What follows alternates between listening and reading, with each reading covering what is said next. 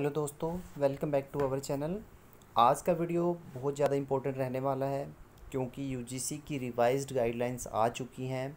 और उसमें क्लियर हो चुका है कि किन किन स्टूडेंट्स के एग्ज़ाम्स होंगे और कब एग्ज़ाम्स होंगे। ऐसा जो है इन्होंने मेंशन कर दिया है अपनी रिवाइज्ड गाइडलाइंस में। जो फर्स्ट ईयर या सेकंड ईयर के जो स्टूडेंट्स हैं उनके लिए क्या होगा, रीअपियर के स्टूडेंट्स हैं उनका क्या होगा, क्या उनके भी एग्ज़ाम्स होंगे। तो ये सारी चीज़ें इन गाइडलाइंस के माध्यम से यूजीसी ने जो है वो क्लियर कर दी हैं और इस वीडियो के माध्यम से जो है मैं आपके जो भी डाउट्स होंगे वो क्लियर करने का भरपूर प्रयत्न करूँगा।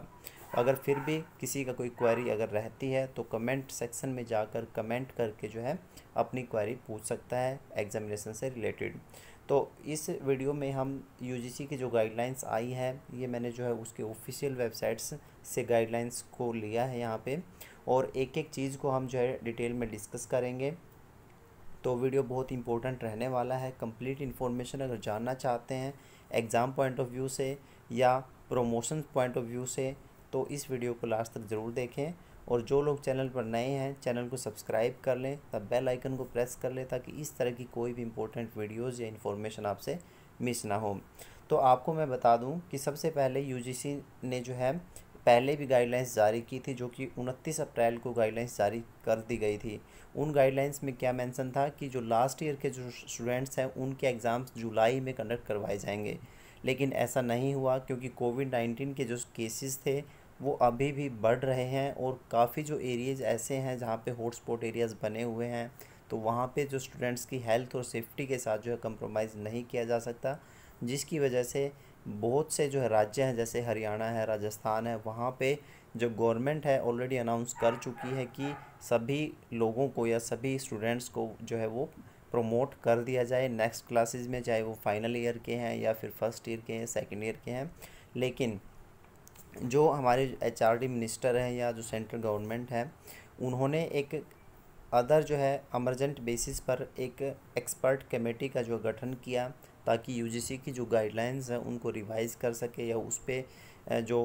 जनरल जो अभी प्रेजेंट सिचुएशंस है उसको देखते हुए गाइडलाइंस जारी कर सके। तो उन्होंने अमरजेंट मीटिंग्स बुलाई और जो है एक नई गाइडलाइंस वहाँ पे जारी की गई। तो ये जो नई गाइडलाइंस है उसमें क्या क्या है, इसमें एग्जामिनेशन से रिलेटेड है और एकेडमिक जो कैलेंडर रहने वाला है सेशन 2019-20 तो उसके लिए भी यहाँ पे चीज़ें मेंशन की गई हैं। तो सबसे पहले जो गाइडलाइंस है वो ये है कि कोविड-19 की जो सिचुएशन है, जो एमर्जिंग सिचुएशंस है इंडिया के अंदर, तो उसको देखते हुए it is very important to safeguard the principle of health safety fair and equal opportunity for students, यानी कि सभी स्टूडेंट्स की हेल्थ और सेफ्टी ये हमारी फर्स्ट प्रायोरिटी रहेगी और सभी स्टूडेंट्स को जो है इक्वल अपॉर्चुनिटी मिलनी चाहिए, चाहे वो फर्स्ट ईयर का स्टूडेंट्स है या फिर लास्ट ईयर का स्टूडेंट्स है, क्योंकि हेल्थ और सेफ्टी तो सभी स्टूडेंट्स की सेम है, चाहे वो फर्स्ट ईयर में पढ़ रहा है, सेकेंड ईयर में पढ़ रहा है या फिर फाइनल ईयर में है। कोविड-19 तो किसी को भी हो सकता है, कोई ये तो है नहीं कि फाइनल ईयर के स्टूडेंट्स के एग्ज़ाम्स ले लो और उनको तो कोविड-19 होगा नहीं, तो ऐसा नहीं है। तो इसलिए यहाँ पे साफ साफ लिखा गया कि फेयर एंड इक्वल अपॉर्चुनिटी यहाँ पे स्टूडेंट्स को मिलनी चाहिए, ठीक है। उसके बाद इन्होंने मेंशन किया है कि लेकिन ये सब चीज़ें तो ठीक है, लेकिन कोई भी एजुकेशन सिस्टम है उसमें अगर हम इवैल्यूएशन नहीं करते स्टूडेंट्स का तो वो जो है एक अच्छी बात नहीं है, यानी कि academic evaluation of students is very important milestone in any education system. कोई भी एजुकेशन सिस्टम है उसमें उनको इवैल्यूएट करना बहुत बहुत ज़्यादा ज़रूरी है। तो इसको देखते हुए उन्होंने क्या कहा है कि the performance in examinations gives confidence and satisfaction to the students and is a reflection of competence performance and credibility that is necessary for global acceptability. यानी कि अगर हम एग्जामिनेशंस कंडक्ट करवाते हैं तो उसमें जो परफॉर्मेंस होती है स्टूडेंट्स की उससे स्टूडेंट्स को कॉन्फिडेंस मिलता है, सेटिस्फेक्शन मिलता है और वो उसकी जो कंपिटेंस को रिफ्लेक्ट करता है, उसका जो रिज़ल्ट आता है या वो जो मार्क्स सिक्योर करता है वो उसकी कंपिटेंस को रिफ्लेक्ट करते हैं, उसकी परफॉर्मेंस को रिफ्लेक्ट करते हैं, एज वेल एज उसकी क्रेडिबिलिटी को एक ग्लोबल लेवल पर वो रिप्रेजेंट करते हैं। तो इन सब चीज़ों को देखते हुए जो फाइनल डिसीजंस क्या लिया गया है कि जो टर्मिनल सेमेस्टर है या फाइनल ईयर एग्जामिनेशन है सेशन 2019-20 के लिए, उनको सितंबर के एंड तक जो है करवाने का यहाँ पे निर्णय लिया गया है। यानी कि सितंबर एंड तक सभी यूनिवर्सिटीज़ को या कॉलेजेस को ये गाइडलाइंस दी गई है कि वो जो फाइनल ईयर के जो स्टूडेंट्स हैं या फाइनल सेमेस्टर के जो स्टूडेंट्स हैं उनके एग्ज़ाम्स सितंबर एंड तक जो है करवाए, चाहे वो ऑफलाइन मोड में हो, पेन एंड पेपर मोड में हो, ऑनलाइन मोड में हो या ब्लेंडेड मोड में हो, किसी भी वे में हो, following the prescribed protocols guidelines related to कोविड-19 pandemic. Covid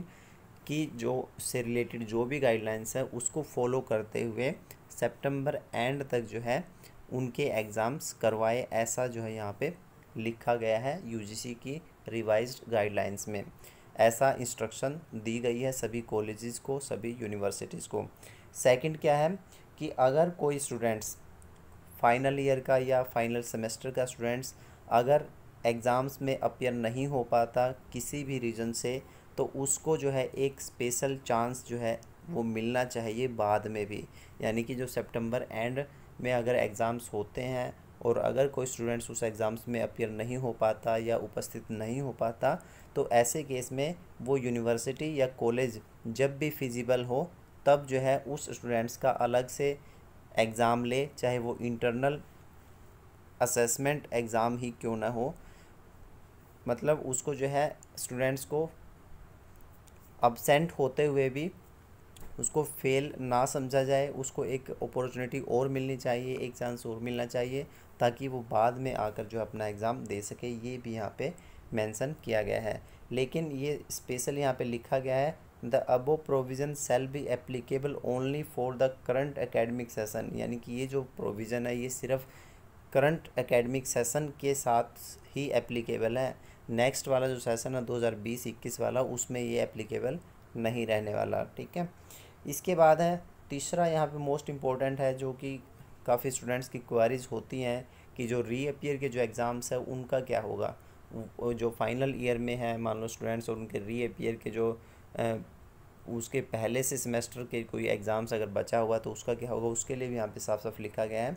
the students of terminal semester final year students having backlog should compulsorily be evaluated by conducting examination in offline pen and paper, online blended, online plus offline mode as per feasibility and suitability। यानी कि जो students final semester में है या final year में है और उनका कोई बैकलॉग अगर है तो उनका एग्ज़ाम जो है वो लेना कंपलसरी है, चाहे उसको ऑफलाइन मोड में लो, ऑनलाइन मोड में एग्ज़ाम्स हो या फिर ऑनलाइन प्लस ऑफलाइन यानी कि ब्लेंडेड मोड में हो, जब भी फिजिबल हो और जब भी सूटेबल हो। कोविड-19 की सिचुएशंस को देखते हुए उनका एग्ज़ाम्स लेना वो कंपलसरी है, ऐसा यहाँ पे मेंशन किया गया है। तो अदर जो गाइडलाइंस होंगे रिगार्डिंग इंटरमीडिएट सेमेस्टर या intermediate year examinations will remain unchanged as notified in 29 April 2020। यानी कि जो 29 अप्रैल को जो गाइडलाइंस जारी की थी उसका वीडियो भी मैंने बनाया था,